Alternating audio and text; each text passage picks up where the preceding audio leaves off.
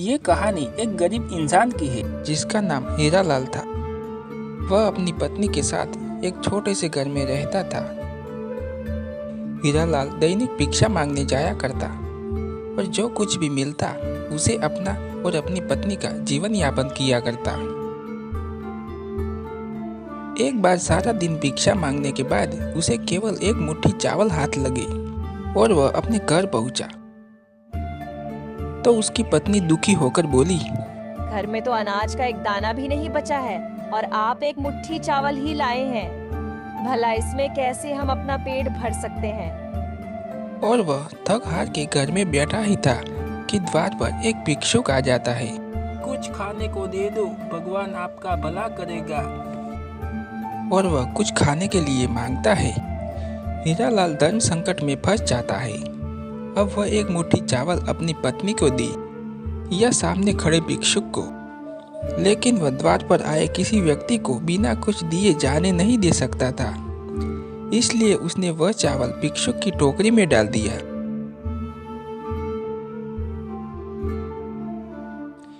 हीरालाल की पत्नी अंदर काम कर रही थी और जैसे ही वह बाहर आई तो हीरालाल ने भिक्षुक को चावल देने वाली बात बता दी।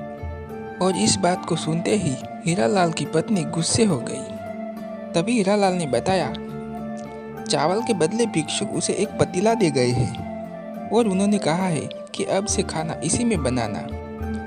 हीरालाल की पत्नी गुस्से से कहती है, क्या इसमें पानी उबाल कर दूं? क्योंकि अनाज तो है नहीं और जो आप लाए थे उसको भी दान दे दिया। और जैसे ही वह पतीले को उठाती है तो उसे कुछ वजन का एहसास होता है और वह पतीले में देखती है तो चौंक जाती है, क्योंकि उसमें इन दोनों के लिए पका हुआ खाना रखा होता है। हीरालाल की पत्नी के चेहरे में खाने को देखकर मुस्कुराहट आ जाती है। दरअसल उसने कई दिनों से ठीक से खाना नहीं खाया था, लेकिन हीरालाल यह समझ नहीं पा रहा था। और भिक्षु तो उसे खाली पतीला देकर गया था, तो इसमें खाना कहाँ से आया। और वह आश्चर्य से यह बात अपनी पत्नी को कहता है, लेकिन वह कई दिनों से भूखी है, इसलिए उसकी बात नजरअंदाज करके खाने को घूरती रहती है और अपने पति से कहती है, बड़े दिनों बाद इतना स्वादिष्ट भोजन देखने को मिला, चलिए खाते हैं।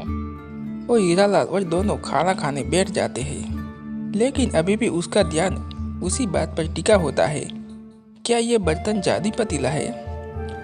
भोजन करने के बाद वह अपनी पत्नी से अपने दिमाग में चल रही उथल पुथल के चलते यह बात कहने से अपने आप को रोक नहीं पाया, जरूर यह जादुई पतीला है जिससे इच्छा अनुसार भोजन प्राप्त किया जा सकता है। तभी दोनों ने मिलकर पतीले का परीक्षण करने का विचार बनाया और पतीला खाली करके पतीले से दोबारा भोजन बनाने का आग्रह किया। और कुछ क्षण में उनकी इच्छा अनुसार भोजन बनकर तैयार हो गया। यह देखते ही दोनों खुश हो जाते हैं, क्योंकि अब उनकी भूख हमेशा के लिए शांत हो जाएगी और उन्हें खाने के लिए किसी और के सामने हाथ नहीं फैलाने पड़ेंगे। खुश होकर दोनों ने राज्य में ऐलान कर दिया कि वह सारे राज्य को खाना खिलाएंगे।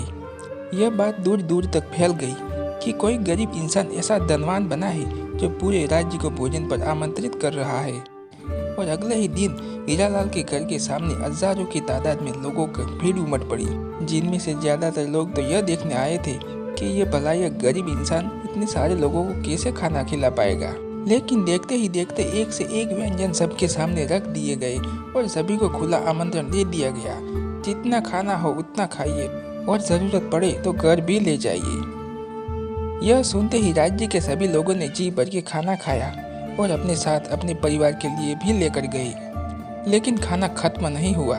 यह देखकर कुछ लोगों के मन में शंका उत्पन्न होने लगी और उन्होंने राजा से जाकर शिकायत कर दी कि महाराज, जरूर उसने कहीं से चोरी की है, अन्यथा उनके पास इतना धन कहाँ से आएगा कि वह पूरे राज्य को भोजन करवा सके। और राजा भी यह सच जानना चाहता था। राजा ने हीरालाल को अपने दरबार में बुलवाया। हीरालाल ने जादुई पतीले की बात राजा से कह दी। राजा के मन में पतीले की बात सुनते ही लालच आ गया और उसने हीरालाल से वह पतीला प्राप्त कर लिया। लेकिन राजा के हाथ में पतीला आते ही बेअसर हो गया।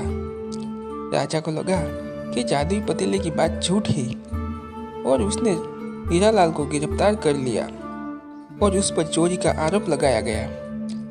हीरालाल सबके सामने चिल्लाता रहा, मैंने चोरी नहीं की, लेकिन उसकी बात पर किसी को यकीन नहीं था। राजा ने आदेश दिया कि हीरालाल का पतीला नदी में विसर्जित किया जाए और हीरालाल जब तक अपनी चोरी की गलती स्वीकार न कर ले तब तक कारागार में ही रखा जाए। और जैसे ही पतीले को पानी में विसर्जित किया जाता है, राजा के महल में चारों तरफ पानी बहने लगता है और देखते ही देखते राजा का महल पानी की बाढ़ में डूबने लगता है।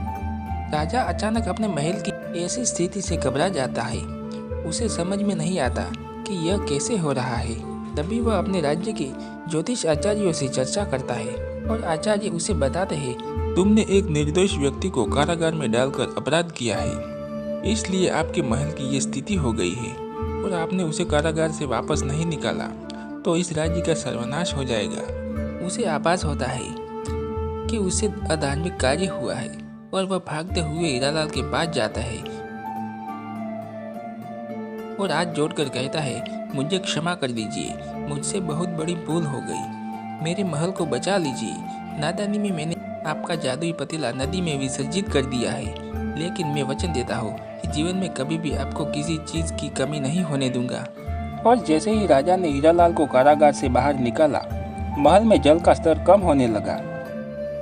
राजा ने हीरालाल को बहुत सी दौलत भेंट दी और उसे अपने शाही रथ से उसके घर भिजवाया और एक जादुई कहानी का अंत हो गया।